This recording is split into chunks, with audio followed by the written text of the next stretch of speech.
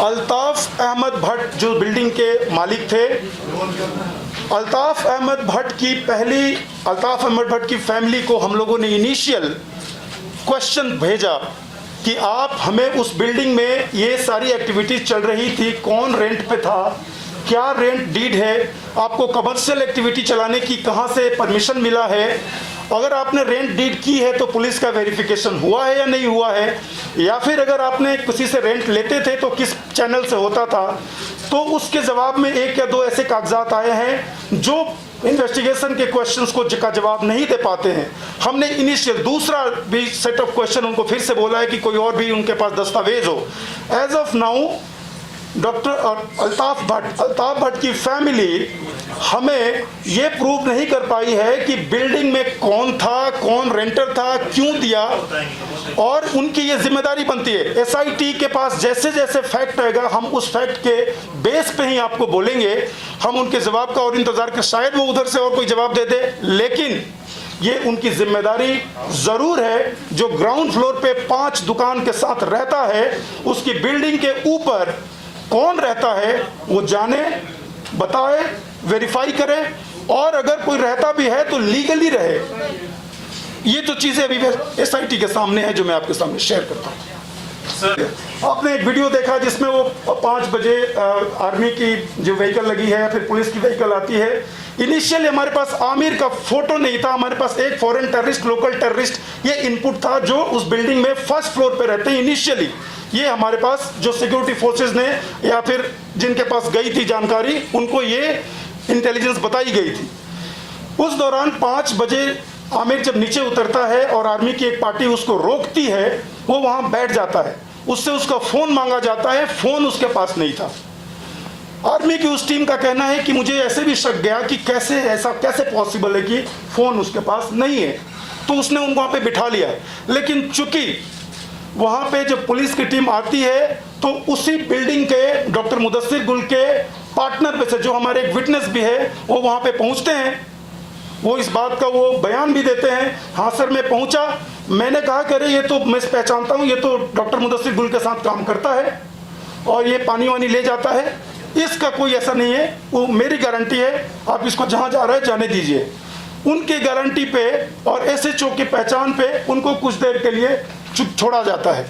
अब आधे घंटे बाद तकरीबन 6 बजे तक जब पुलिस की एक पार्टी पहले सर्च कर लेती है बिल्डिंग को, उनको 2 कमरे बंद नजर आते हैं, आर्मी की पार्टी जाती है वो सर्च करती है, 2 कमरे बंद नजर आते हैं।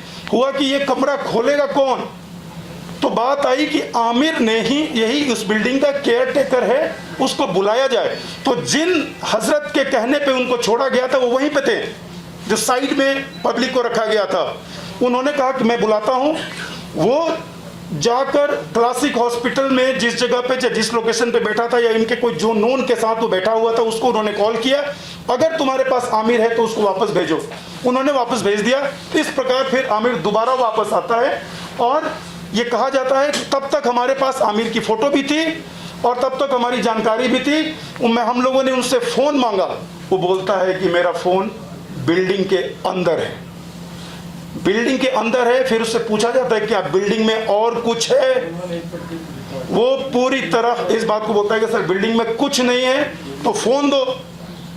फिर जो बिल्डिंग के मालिक है डॉक्टर मुदस्सिर गुल वहां भी थे, उनसे भी पूछा जाता है बिल्डिंग में कोई है, रेंट पे जिन्होंने रखा हुआ था। अल्ताफ साहब से पूछा जाता है, सब ने कहा बिल्डिंग में कोई नहीं है। आमिर को बोला गया फिर जाओ अपना फोन लेकर आओ। आमिर की अपनी बिल्डिंग में जाकर रूम में सर्च करते हुए वीडियो फुटेज भी है जो अभी इसमें शेयर नहीं किया गया है। उस सर्च करता है और दोबारा बिना फोन लिए वापस नीचे आता है। सिक्योरिटी फोर्सेस को बताता है कि हमारा फोन हो सकता है उन 2 कमरों में बंद हो जिन 2 कमरों में ताले लगे हैं। सिक्योरिटी फोर्सेस का कहना है कि इसके इस बयान पे हमने असरटेन किया कि ये किन के कमरे हैं। एक आईटी सॉल्यूशन का कमरा आता है, आईटी सॉल्यूशन करके एक लैपटॉप बनाने वाली कंपनी है, और एक बिल्डिंग ऑनर का कमरा है, तो उसमें अल्ताफ भट्ट साहब का कमरा है। तो सबसे पहले आईटी सॉल्यूशन वाले कहा जाता है कि तुम्हें इस बिल्डिंग में कहीं कोई सस्पिशियस कुछ ऐसा दिखता है? वो बोलता है कि नहीं। तो एज पर प्रोटोकॉल ये हमेशा हमेशा जहां भी ऑपरेशन होता है, ये सिक्योरिटी फोर्सेस अगर बिल्डिंग में कोई भी सस्पिशियस एलिमेंट है, घर का पर्सन उसको डिक्लेयर करता है कि हाँ सर अंदर बिल्डिंग में सस्पिशियस एलिमेंट है। अगर नहीं डिक्लेयर करता है उसको दिखाना है। तो आईटी सॉल्यूशन ने पहले ऑफर किया कि सर मैं खोल के दिखा देता हूँ। पहला बिल्डिंग में आईटी सॉल्यूशन वाला जाता है, अपना रूम खोलता है, दिखाता है, वापस आता है। लेकिन अभी भी डॉक्टर साहब ये मुदस्सिर गुल अल्ताफ भट्ट साहब का कमरा बंद था, वो चाबी उनके पास, ताला उनके पास था।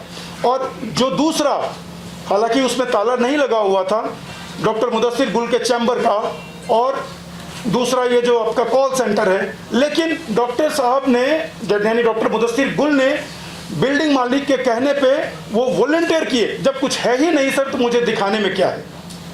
तो ये आमिर की कहानी थी।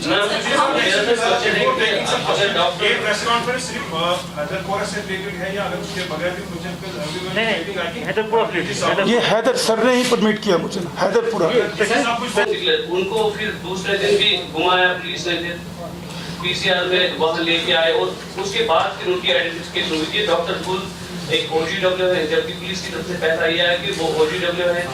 तो ये इसमें इतना टाइम क्यों लगा? अगर वो पहले से पुलिस ने ये अल्ताफ साहब की बॉडी के साथ उनको लिया गया था, तो पुलिस को इतना कंफर्म करने के लिए क्यों लगा कि उसमें डॉक्टर गुल भी मारा गया है या नहीं?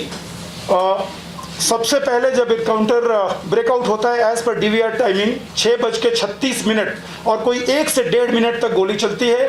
उसके बाद 3 बॉडी 1 घंटे के बाद, 1.5 घंटे के बाद सर्च के बाद 3 बॉडी रिट्रीव करके पीसीआर भेज दी जाती है। लेकिन डॉक्टर मुदस्सिर गुल की बॉडी नहीं मिल पाती है। डॉक्टर मुदस्सिर गुल की बॉडी को असरटेन करने के लिए पहले बिल्डिंग को हम लोगों ने डॉग माउंटेड कैमरा से एक बार सर्च करवाया, और उसी डॉग माउंटेड कैमरा से पता चलता है कि उनकी बॉडी एटिक पे पड़ी हुई है, जिस लोकेशन पे ना तो अभी सिक्योरिटी फोर्सेस गई थी, ना हमारी फायरिंग वहाँ पे एक भी बुलेट की फायर, AK का कोई फायर ऐसा वहाँ पे गया नहीं था।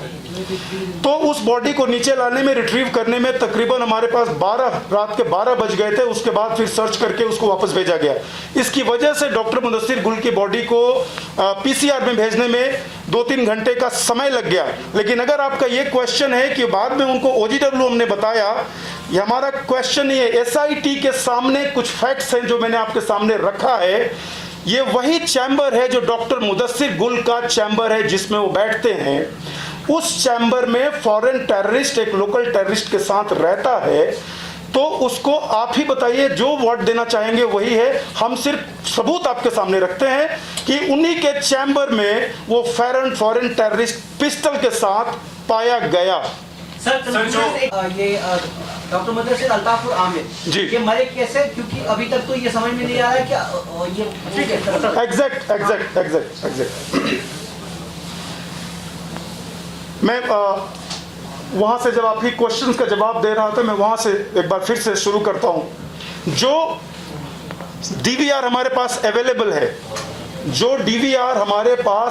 है, CCTV फुटेज, उस फुटेज और मौके पे जो चश्मदीद और सिक्योरिटी फोर्सेस के जो बयान हैं, उसके बेस पे सबसे पहले 6 बजे के आसपास आमिर को भेजा गया कि भाई अपने रूम से अपना फ़ोन लेकर वापस आ जाओ।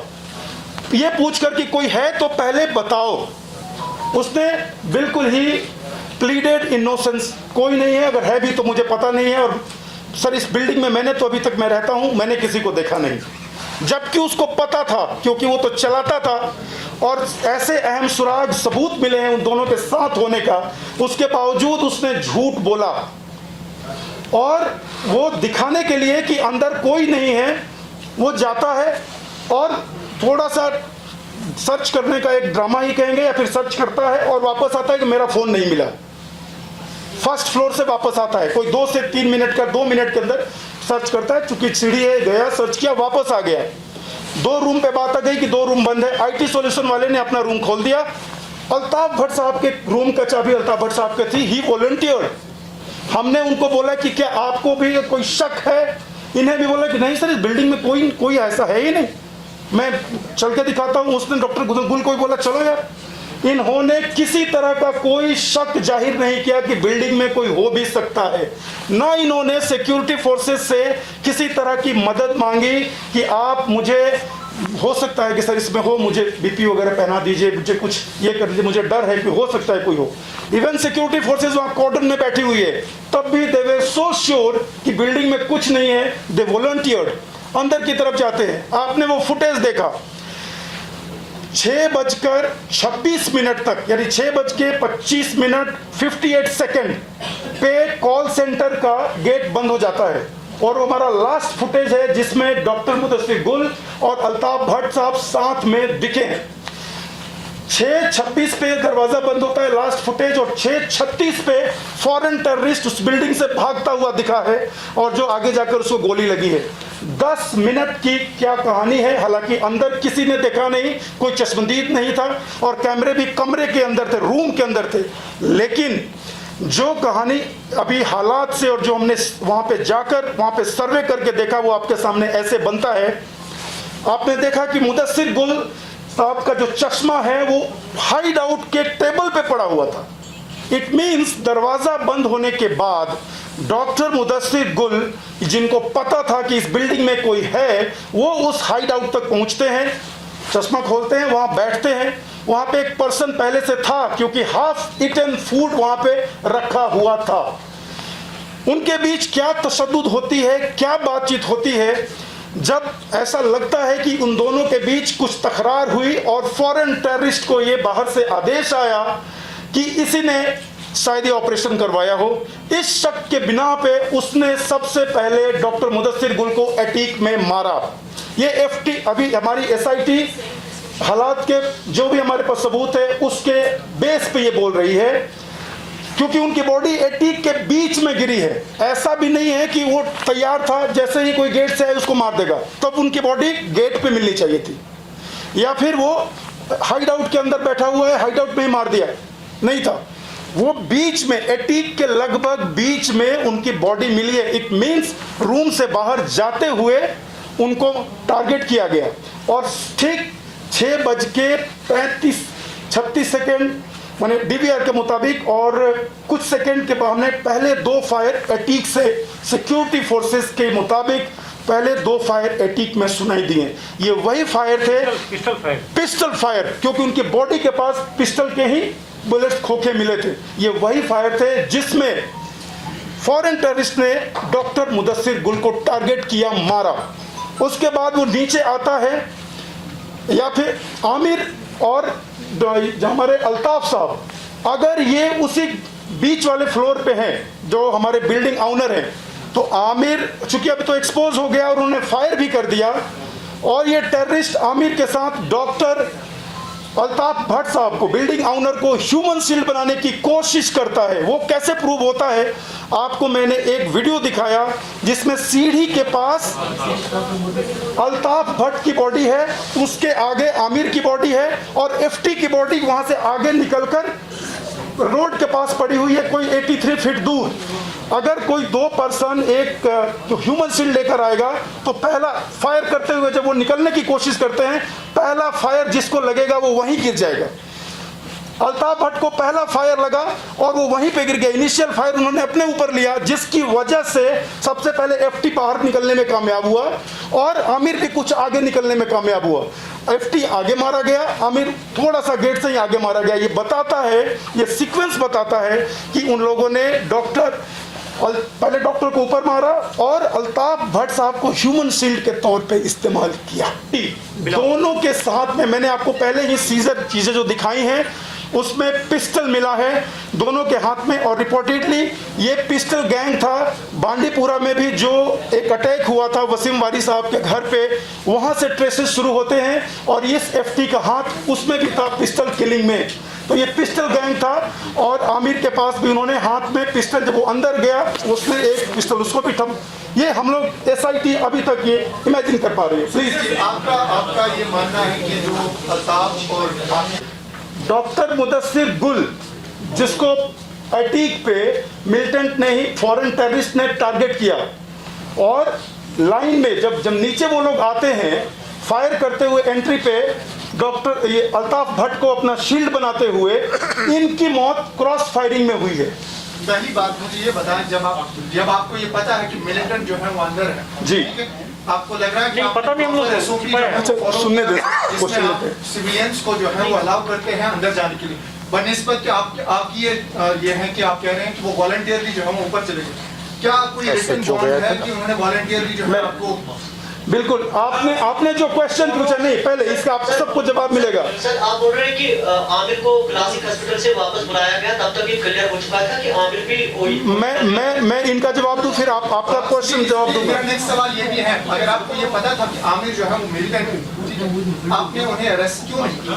बिल्कुल, क्या ये किलिंग जस्टिफाइड है? बिल्कुल। आप कह रहे हैं कि ठीक है, अगर क्रॉस फायरिंग में मारा गया, आप कैसे इसको जस्टिफाई करें? बिल्कुल, SIT किसी चीज को जस्टिफाई करने के लिए बनाई नहीं गई है। SIT बनाई गई है, जो गलत है उसको गलत कहा जाए, चाहे वो किसी के पार्ट पे गलत हो, और जो सही है उसे सही कहा जाए, चाहे वो कितना भी छुपा करना कोई पेश करने की कोशिश करे।